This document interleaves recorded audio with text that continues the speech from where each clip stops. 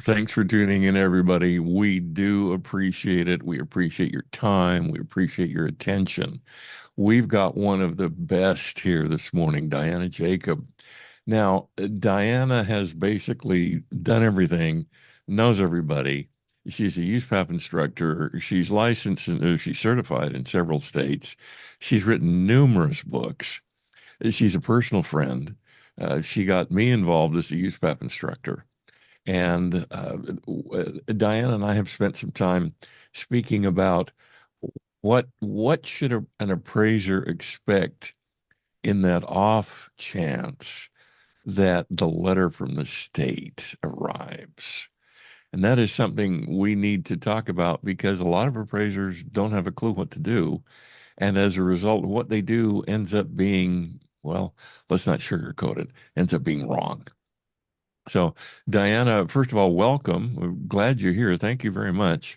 So, you and I do this is what you and I do. We work with other appraisers who find themselves in trouble with their various states. So, tell us, give us a couple of war stories. What lessons? What's basically the first thing we should do when that letter arrives from the state appraisal board? Well, thank you to begin with for giving me this opportunity to talk on this subject.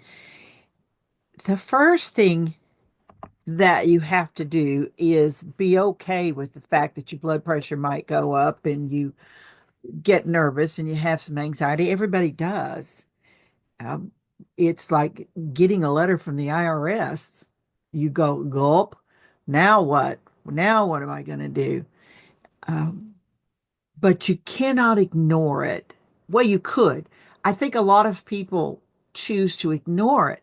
I actually had one appraiser say, well, I got the letter, but I just thought they were letting me know that somebody didn't like what I did. I didn't know I was supposed to respond. I didn't really do anything wrong. And now they're telling me that I'm going to be suspended. I might be revoked. And I said, what'd you do with the, what do you mean you didn't?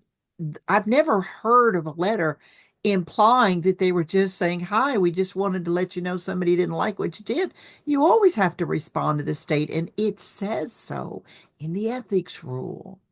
It tells us that we have to respond to our state enforcement agencies even if we think it's confidential, we have to do that. And so that's the first thing I would say is that I've seen it over and over again. They just ignore it.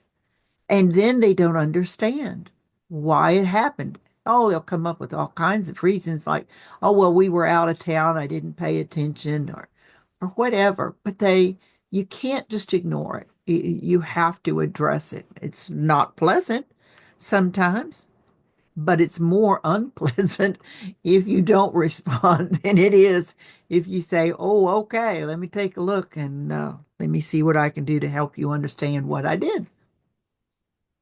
Your instruction, don't ignore it, is quite wise.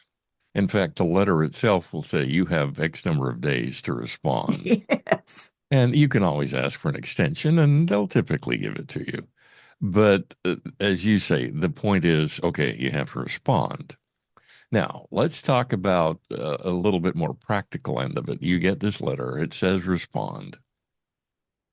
And the first thing you do is you immediately bring up a blank document in Word and you type out a very snotty letter that says, "I've been doing it this way for 30 years. What do you mean I've done something wrong? Uh, you guys can pull your heads out and let's go back to the way things were. And thank you very much, and may you die a horrible death." Is that the right step to take, or is there a step that you should take instead?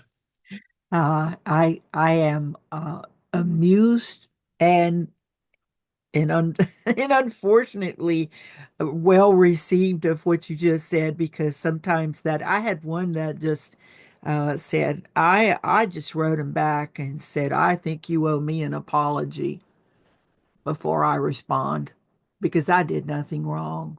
I was like, well, if you took the time to to demand an apology. Maybe it would have been better to handle it a little different way. Um, I think that they don't recognize the absolute importance of being humble and gracious and appreciative of the opportunity to clear up what was probably a very challenging assignment. It happens more often than not because, I mean, I know that a lot of people say, well, it has nothing to do with value, but it does because you don't see people getting turned in because an appraiser did a great job or even a good job. You see them getting turned in no matter how excellent they were because they just are angry that the value isn't. So you're dealing with people who are accustomed to getting complaints. That's the state. You're dealing with the lay public who is quite convinced that the appraiser doesn't know what they're talking about. And you're trying to explain in the middle that even though you were challenged, this is what you did. And getting angry is allowed, but not with in front of others. You have to take that anger and either go chop some wood or do something to think it through, but never be anything but cooperative when it comes to the state. So, okay, let's talk about that response. I have told appraisers in the past that your only response should be, Dear State, thank you for the letter. Here is my response. I will respond timely through my legal counsel. Love, the appraiser. And they go, well, wait a minute. I didn't defend myself. You're right, you didn't. Well, when do I get to defend myself? Well, not here. Well, why That's not? right. Because they didn't ask you to defend yourself. They asked you to send in your appraisal and your work file. And they look at me and go, well, but I didn't do anything wrong. Maybe not, but somebody thinks you did. And it's the state's job to determine whether you did or whether you didn't. And well, what am I supposed to do? Well, have you called your E&O people? Oh, of course not. They'll just raise my rates or cut me off, or they'll do horrible things, or they'll put tar in my mailbox and set it on fire or whatever.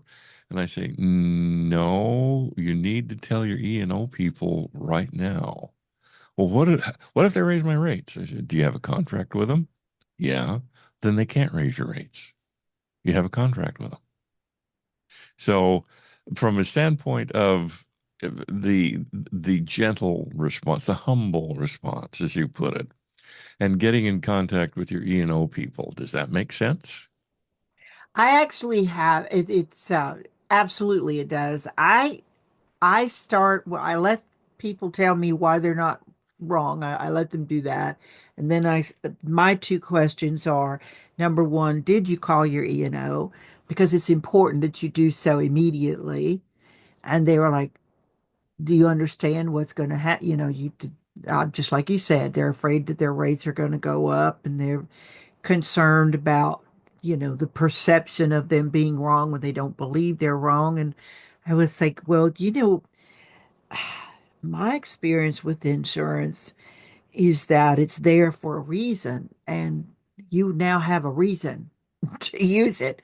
And so you really do need to do that because if you don't, and something evolves, and then you decide later you want to, it's too late. It's too late. They need to be informed right off the bat, and they themselves will usually give you some guidance on what to do next. And then the second question I ask is, have you contacted an attorney yet? And they were like, well, no, that's why I'm calling you. And I was like, well, okay, well, first things first, do you know of an attorney that handles these types of cases? And I have to tell you, Tim, I have not been as successful as I would like to be uh, when I've given that advice because I would say probably 50% of the time they'll say, I am not going to waste my money on an attorney. I'm already going to have to pay higher E&O because you've already told me I have to call them. And I was like, I'm not telling you have to do anything. You call me and ask me how you could be helped in this matter. And they said, well, so that's it? That's your advice? You don't want to even help defend me? And I'm like you, Tim. I was like, you haven't really been charged with anything. You've had a complaint. It could be that this thing is going to just go away depending on how you respond, but you don't have that legal mindset of dealing with the law. Your lawyer will. And your lawyer's best interest is you. They're going to hold you first. They're the ones that are going to say, I'm defending this person. I'm angry with you. They don't say it that way, but it's their posture of, I am defending this person and I need to have you slow down and let's talk about it. I just it's disappointing to me that they don't let the attorneys go before them because when you and I get involved, whether they have attorneys or not, our jobs are very different than what the attorneys are. Our jobs are not to be lawyers. Our jobs are to help them understand where they have complied and where they haven't. I mean, the strengths and the weaknesses. That's one of the things that I try to help people understand. That I'm not here to be critical or to judge. I'm here to guide you. And the first guidance is get that attorney. Speaking of the concept of an attorney, the appraiser says, we're talking 400 or 500 bucks an hour for an attorney. I can't afford that kind of money. And chances are that's true. But that's why we have E&O insurance, because the E&O insurance will reimburse the appraiser for the attorney, as well as the fees that you and I charge, because we are experts. So there's going to be there's going to be very little out of pocket, and there are going to be some upfront fees without question, but eventually those are going to come back because the E&O insurance is going to pick it up, assuming that you follow your contract. Now your contract may say, well, you got to contact us within 30 days. And if you don't, we don't have to cover you. We might, but we don't have to. Whereas 30 days, we have to cover you. So the appraiser has got to get off the dime and start to proactively work to defend him or herself. But that defense is going to be through other people. In other words, hiring champions. So we're going to hire the attorney, since this is not an appraisal matter anymore. This is a legal matter. And then they're going to hire you or me to go over the report, go over the work file. Does it comply with the USPAP? Where it doesn't? What should have been done? Are there any mitigating circumstances? Are there any exacerbating circumstances? And the attorney probably doesn't know USPAP. So Correct. somebody has to explain it to the attorney. And sometimes it takes a lot of explanation. Now, uh, let's let's get a little bit deeper into this. One of the things that you and I have both found is that the letter comes in and the letter says, okay, send us your work file, send us your appraisal report. And the first thing the appraiser says, well, I don't have to do that because it's confidential. Does that carry any water? Are you saying that I am so sorry? I was following, and then are you saying the letter to the attorney? No, to you, the state. Oh no, yes. And is it confidential? Yes, it's confidential up to a point. But there is a point where, once you have a complaint filed, regardless of the outcome, it's on your record that a complaint has been filed. So if someone were to make inquiry into your past professional history, would it be disclosed that a complaint was filed? It could be. In some, I don't know about all the states, Tim, but the states that I've dealt with, they will typically shut it down at, there needs to be a specific why, why are you asking? What is this for? But then they'll just say a complaint was filed, it was resolved, or it was dismissed without merit. They'll just simply put it that way. Um, in terms of confidentiality, your attorney, and that's why we go back, right, to the attorney, they're going to do everything they can to protect that, uh, including how you say what you did. There's different ways of saying things. Sometimes people say too much and they open themselves up. Uh, we don't need to give it away, it's already there. USPAP is probably one of the hardest things that the lay public, and that includes the attorneys, uh, who know law very well, but they don't understand USPAP very well. And USPAP has to be carefully taught in these situations to those attorneys. I don't know if that answered your question, but So the appraiser says, "Well, Diana, why do I have to send it into the state? It's confidential. If I send it into the state, I'm violating USPAP." oh, okay. I'm so sorry. I didn't catch that. Um, it, it's you cannot hide behind confidentiality any more than you can hide behind uh, the competency rule for saying I refuse to go into a certain location because I just don't do those places. There's certain things that USPAP can give you, but not to the point where you can avoid being accountable. You have an obligation because you are state certified or licensed, you have an obligation to comply with the law. Um, we comply with ethics, we comply with competency, and we comply with the law. And the law says turn it in, and the law says you must. I always tell appraisers when you're talking about use PAP, which is the big crux of all of this, you need to pay attention to four words: and, or, should, and must. The and word being connecting. I got to do both on both sides. The or is I do have a choice. The should is the wouldn't it be nice? And then there's that must word. And that must word says go to jail. Go directly to jail. Don't pass go. Don't collect $200. We must. It's not even up for discussion. In fact, we're violating law and use PAP when we don't.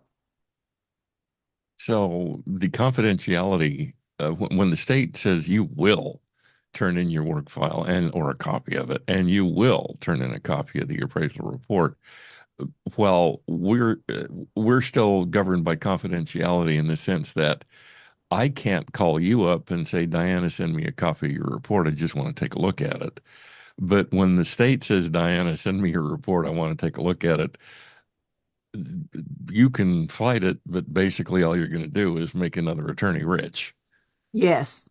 So the when the state requests your work file and your appraisal report, confidentiality pretty much goes out the window. It does. Now, what I think appraisers don't even realize when they say that is they're not going to publish in 20 font print on the next newsletter. Diana Jacob is the subject of a complaint, and we have her report. And guess what she said? That that is not open for public view. The public doesn't get the whole story, and they certainly don't. Now, is it published that you had a complaint? Yes, that they do make those disclosures, but they don't do the whys and the wherefores. And that's again only once. I don't know how all states work, but I know most states now have taken the posture that once a complaint is filed, it doesn't mean that the appraiser is being charged. It just means a complaint has been filed. That is so when you send this information into the state in compliance with the law, you still haven't been charged. You know what I'm saying? They don't understand that the charge of a violation doesn't come until after this information has been reviewed. And when I say after the information has been reviewed, that includes your response, which is that time where you have that opportunity to help them make the decision that needs to be made for public trust. So it's not opening, it's not cutting a hole at the end of the bag and watching everything you've done leak out. It's kept in layers. Does that make sense? It's available under certain conditions. Correct? And then if no charges are eventually filed, it just stops right there. It just stops. Right. Whereas if charges are filed, then your Then report technically becomes public record. But let's correct. face it, most of us have more of a life, such that we don't have to go around reading state appraisal report complaints. So is it there? Is it there available if somebody wants to look for it? Yeah. But let's face it, most people don't look for it. No, I had an attorney say one time, and he was with a state enforcement, and he said, everyone thinks that the state or all these other people are out watching you all day long, waiting for you to trip up. He said, we don't come to you unless somebody comes to us first, you know? And he said, and it's usually so many times a person or an entity who feels they've been wronged, but a lot of times unnecessarily. I forget what the number is. But it's pretty high. It's like 50% or greater of the charges that are alleged by individuals who file complaints are dismissed, just Yeah. dismissed. Yeah. And so you don't. I'm not saying don't respect it. I don't. You want to take notice. You want to treat it seriously, but buying into the outcome before you've even had a chance to read through and find what's being said and how you can handle, that's that's just what I call borrowing trouble. You don't need to think that way. You don't need to decide that. You need to say, "Oh, I have an opportunity." You do a lot of testimony. You do a lot of this, and I've done some, and I've never considered myself um, even though I'm considered an expert witness, I really, I'm, I think I'm considered in my own mind a storyteller. I tell the story about what happened and what the rules say, and I leave the decisions for those who have the authority to make them. I don't presume to make the decision. I think that appraisers sometimes jump ahead and they feel like 10,000 pounds of sin on a popsicle stick, just to use a colloquial expression here. It's not, you don't have to.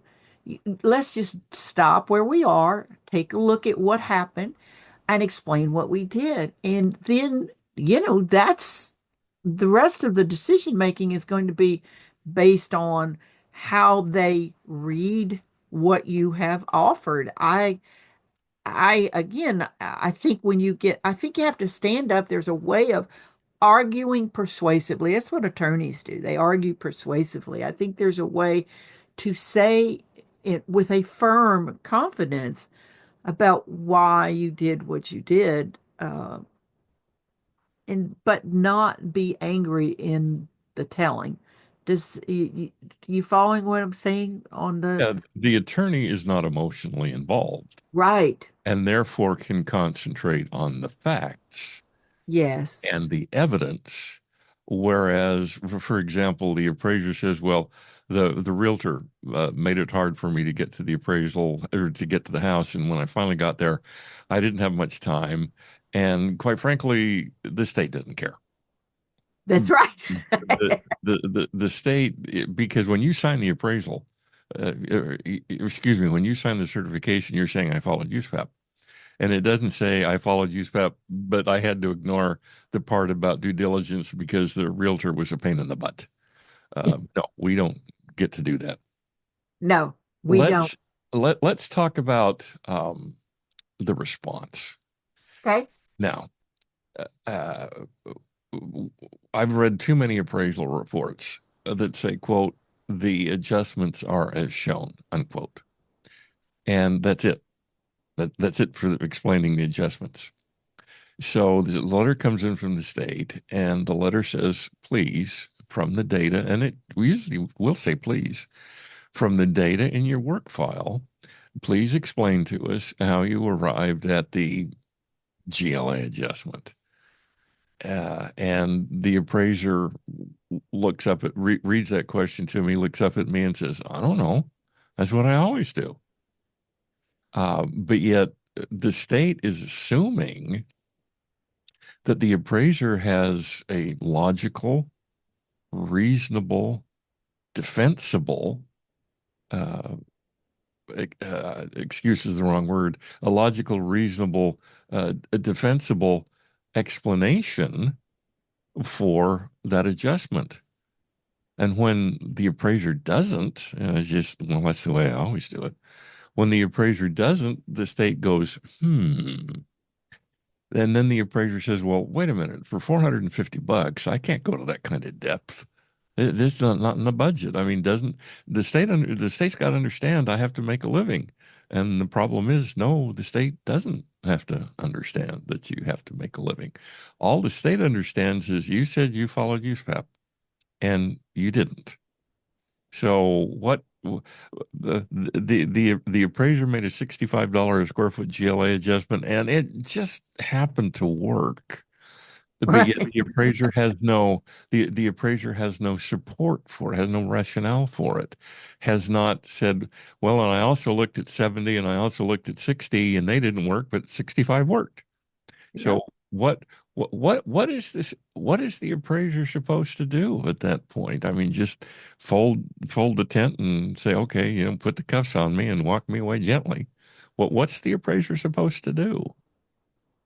When I've run across this, and I think it's rare that I don't run across it because this is just unfortunately what appraisers do. I mean, I was told by one appraiser they were doing hand motions and I didn't understand, and they were lifting their hands up and into the sky and then closing their fingers and pulling it back down. I said, I don't understand. What are you saying? What are you saying? They said, I pull it out of the air, Diana. That's where I get it. I was like, oh, okay. So you intentionally decided what the market was saying. Diana, if I do everything you tell me to do, I would never get a report finished. And I said, okay. So I guess what I'm hearing you say is it's okay for me to ignore USPAP because they don't pay me enough to eh, pay attention to USPAP.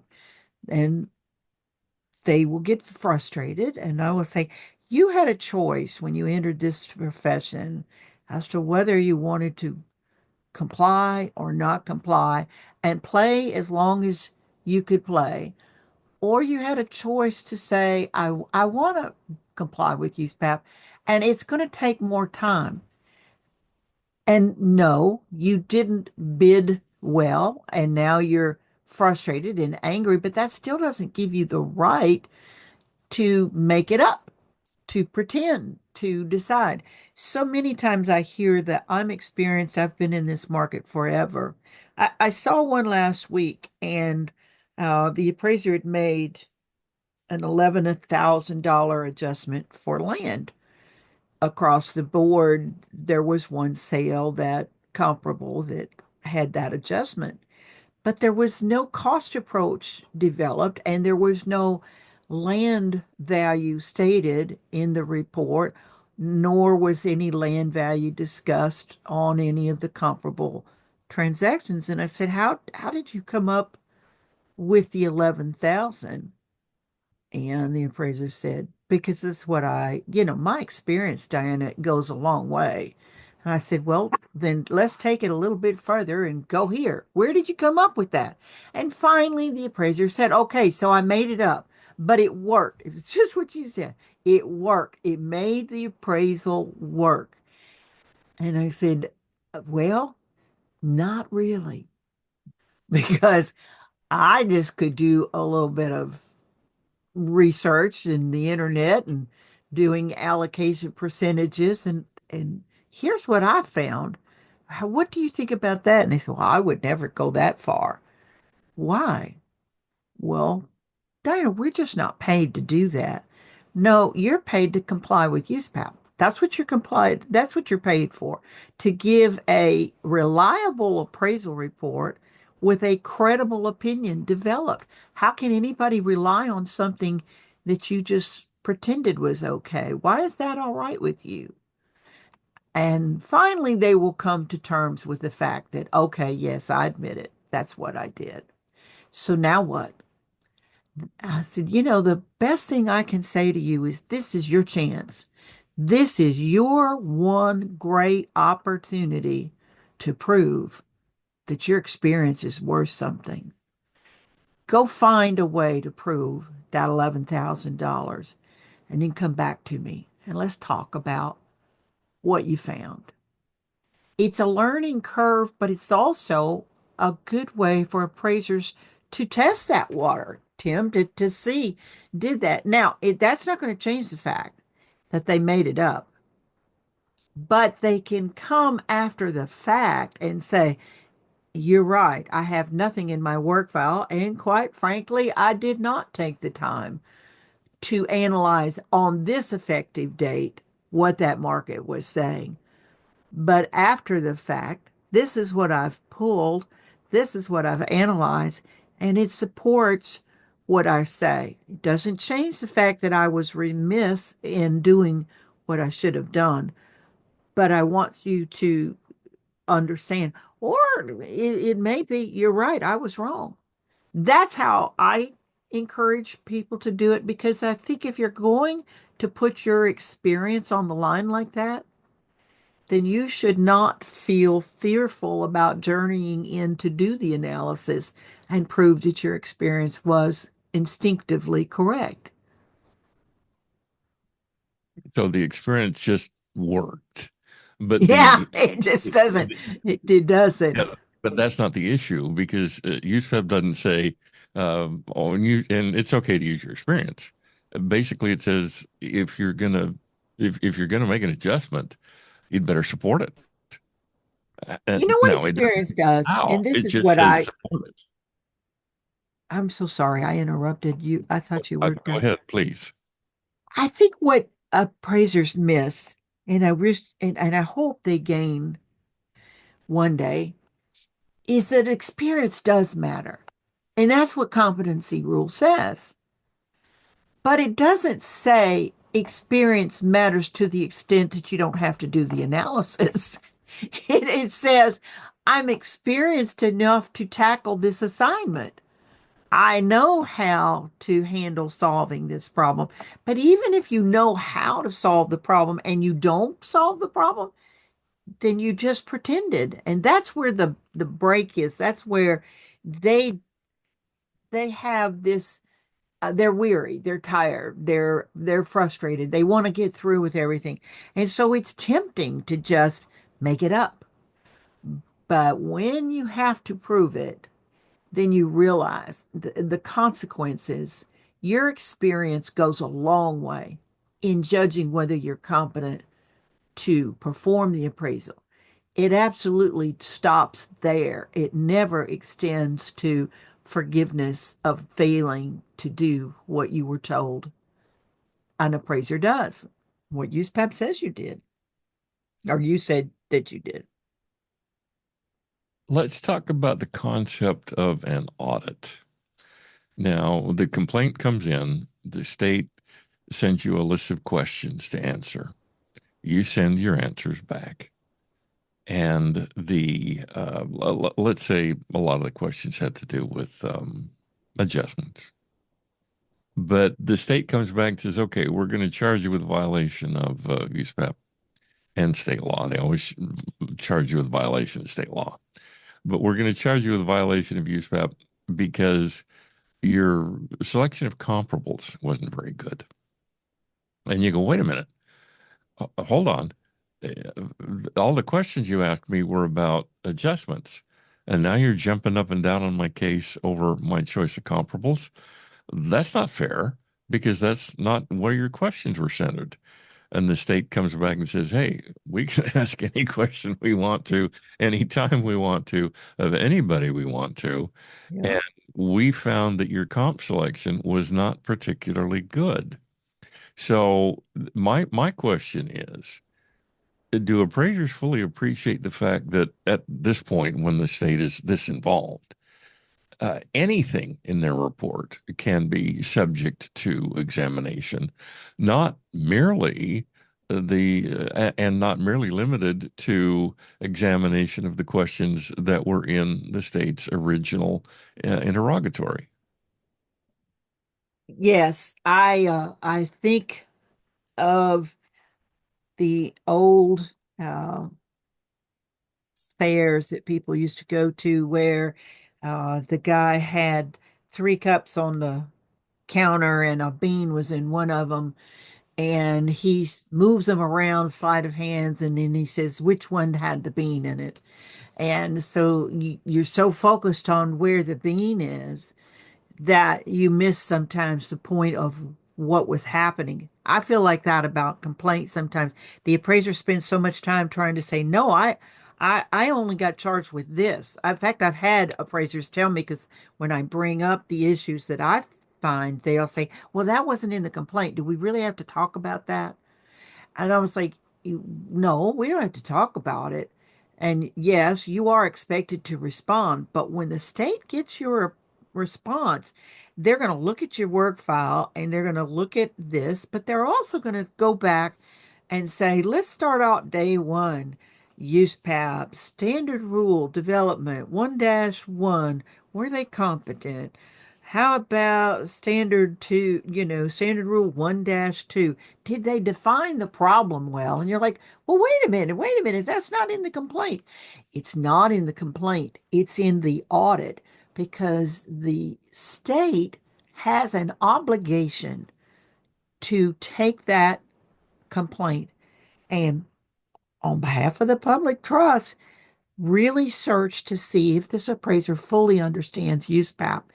And so many times you can be cleared on the issue that was raised by the complainant, but found guilty of a violation of USPAP because of the audit, because they literally opened that door to every stage of the development, and then they match it also to how it was said. Sometimes you get just a tap on the hand, a warning saying, we found in the work file that you had done this, but you didn't report this as you should have. And so appraisers are always, I don't understand, how can they do that? Well, that is their charge. It's not that the state enforcement agencies are trying to get you.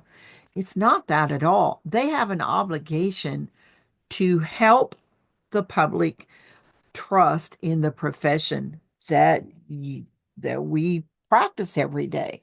And the audit is one of the ways that they know, if nothing else, preventative for future. We noticed you didn't do this, you didn't do that. Um, it's so much more intense than what an appraisal review is. It's so much more intense than what a complainant will say. Because let's face it, most of the time, complainants aren't appraisers. They know about appraisal, maybe. They know about land development, maybe. But they don't really know about the appraiser profession the way you and I do. They don't know about USPAP the way you and I do. They just know there's a they're angry, and so the state says, well, let's just take, as you said, they don't care. They just take the emotions out of it and they say, hey, this is simple math here. Did you follow standard rule 1-2? Did you follow standard rule 1-3? Where is the evidence of that in your work file? And if you the appraiser can approach each assignment like that, you won't find yourself on the other side of the letter because even if you do have a letter, they will be able to see that this has no merit. Let's take a look at mentors. Now, you are a mentor for the state of Texas. West Virginia has a mentoring program. Utah has a mentoring program. Tennessee is looking at a mentoring program. I think Ohio is looking at a mentoring program, I think. Um, but you've been a mentor for a long time. And what'll happen is the state of Texas will say, okay, appraiser, we're going to hit you with $1,000 fine and make you take 30 hours of classes, or and that will go on your record, or we're going to ask you to spend 20 hours with Diana one-on-one mentoring. Now, if you successfully complete that, there will be nothing on your record, but you'll have to pay Diana, and chances are you won't pick that up. So the appraiser has a choice. Do I take the state's fine, which is from a business standpoint probably going to be cheaper, or do I go with Diana and really learn what I did wrong so that I don't do it again? Now, my question to you is not, do you like the mentoring program? I know you do. That would be kind of a silly question. But my question to you is, given all the mentoring you've done, given the people you've worked with, and this isn't a class, this is one-on-one. Do you think that appraisers have benefited from this, or would they benefit more for an absolute sanction that goes on in other words, uh, you sit down, you say, okay, time out, go sit in the corner for 15 minutes.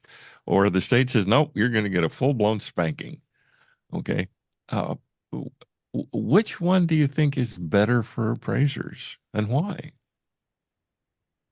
I am a firm believer in mentorship.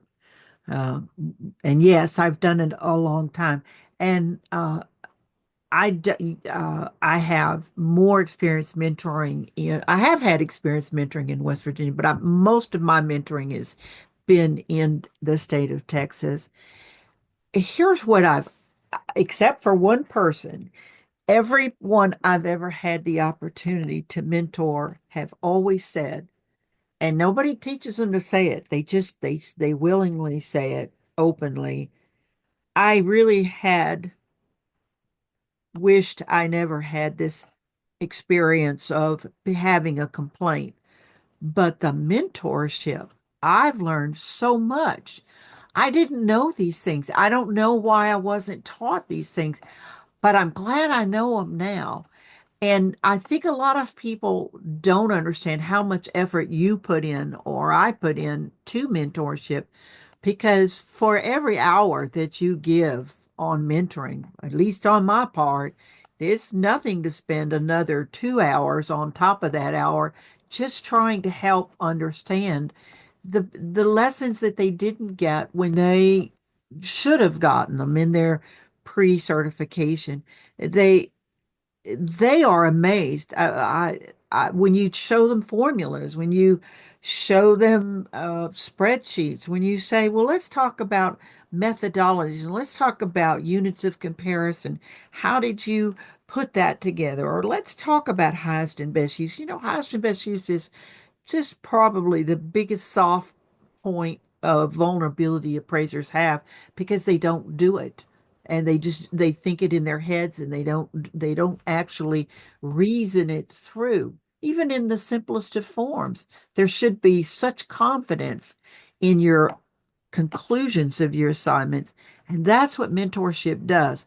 And what I have found is that I will now and again get emails from people that I mentored 4 or 5 years ago. And it's just a gratitude of I had the opportunity to use this method.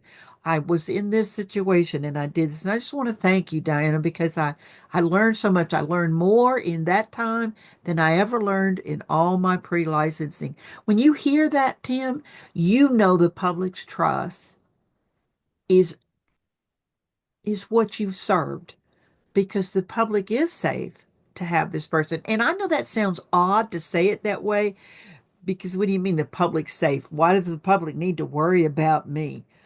I'm just an appraiser. What threat do I have to them? Well, you have a big one. I mean, if you just talk about the house itself, the residential place they live in, biggest asset they probably own or will ever own, and you're in a place where you could cause this owner a significant amount of injury. So the public needs to feel safe. And you having mentorship will give you such a one-on-one. It is very personal. It is directly centered around what they what their weaknesses were to help them overcome because then they never have to be weak again. I mean, wouldn't it be wonderful to just be able to take those braces off and walk without them, you know? And you can do that with mentorship. I think the entire country, I hope one day, adopts this because the appraisers need it. You know, you had a supervisor who taught you all that the supervisor knew. But maybe you ventured out and you grew as an appraiser and you started experiencing new types of appraisal problems that your supervisor dead and gone, never there again. What are you going to do? How do you learn from that? And did you know how to learn? Did you even recognize you needed to? That mentorship is, to me, the doctorate program that very few appraisers get to see, but all of them wish they could learn.